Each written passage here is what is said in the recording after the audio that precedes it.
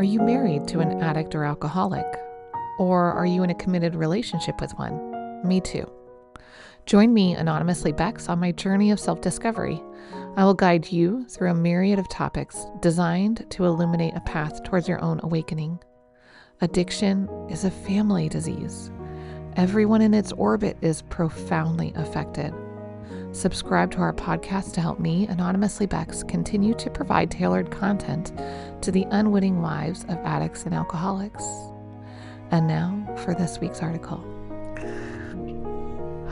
Welcome. This week's article is called The Illusion of a Love Lost.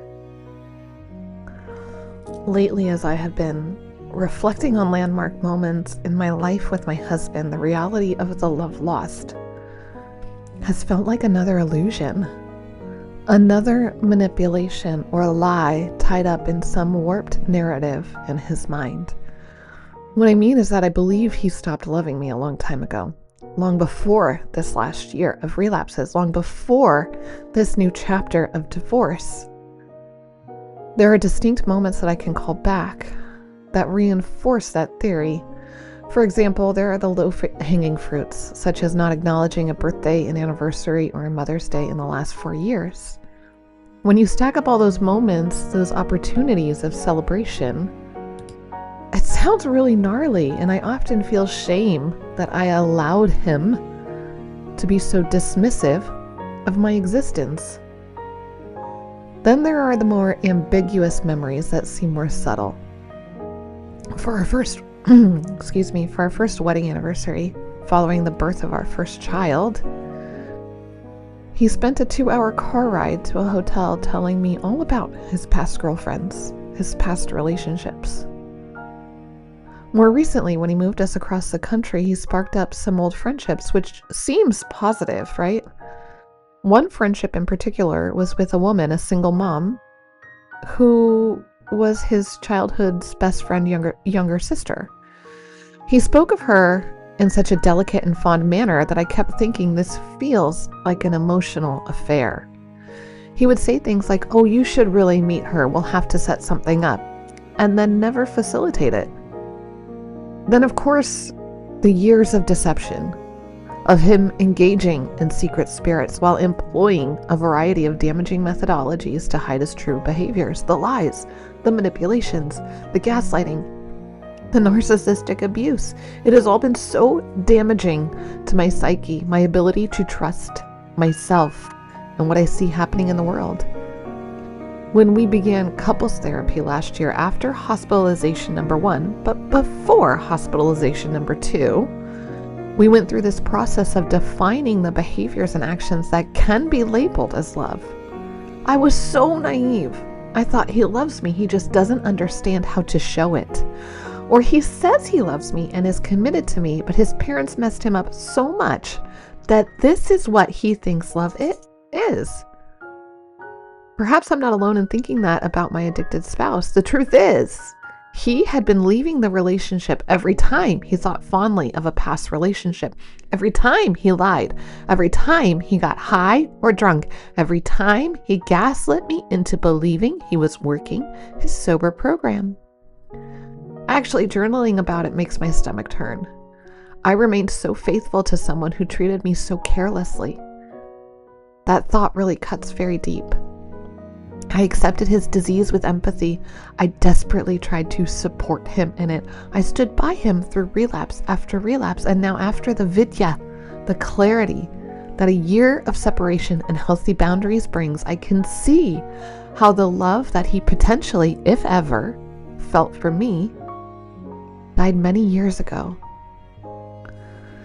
As I'm learning more, walking this path, I'm learning that I was exposed to emotional and psychological abuse from my estranged, narcissistic husband. I use the term narcissistic very carefully as a clinical label, not as a pop culture term. My husband is under the care of a very renowned psychiatrist. He tells me that there is a palpable narcissistic perspective and behavioral pattern at play within my estranged husband's psyche. He was so high functioning. It took me so long to realize the water was boiling or the house was on fire all around me. and that he was in a cycle of active addiction, which directly exposed me to years of manipulations, lies, and gaslighting. Over the past year, I have observed how difficult it is for me to trust myself. My therapist has given me some tools to help rebuild my sense of trust in myself, and it helps. But it's a constant reminder of how damaging the gaslighting was.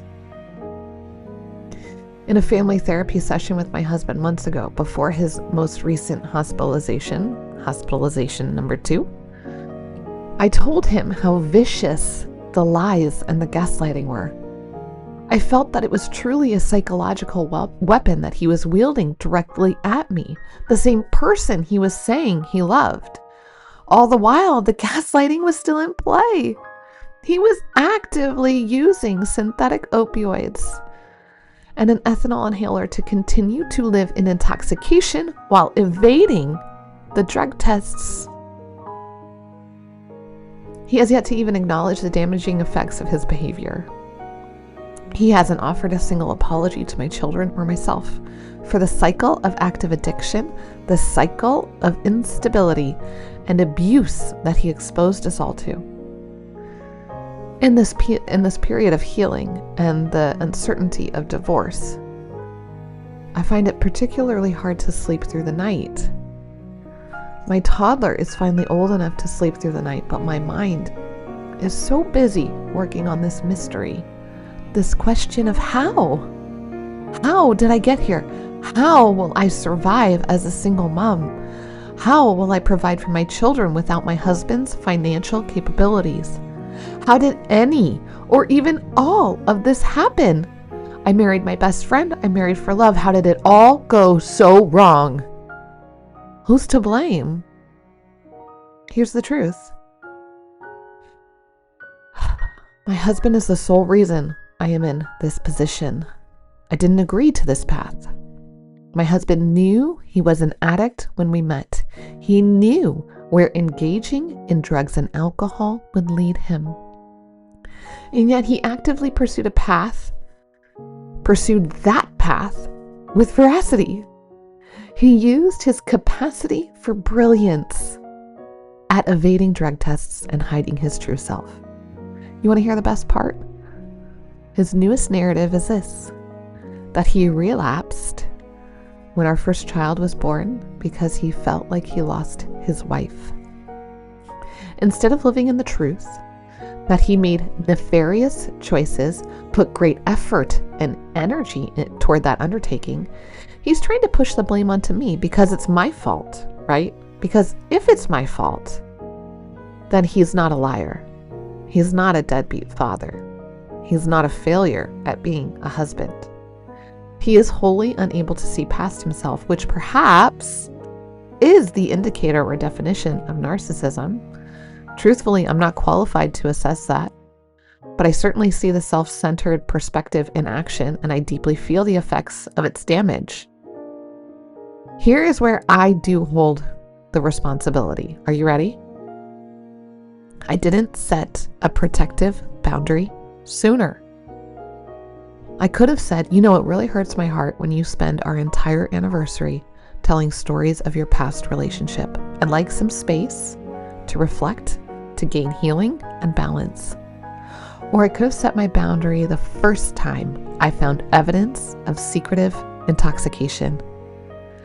Now, knowing that any sign of intoxication or addiction is a very serious matter that will take tremendous time and effort to course correct. As a reminder, here's what that boundary sounds like. I found your secret spirits. I'm taking the kids to XYZ.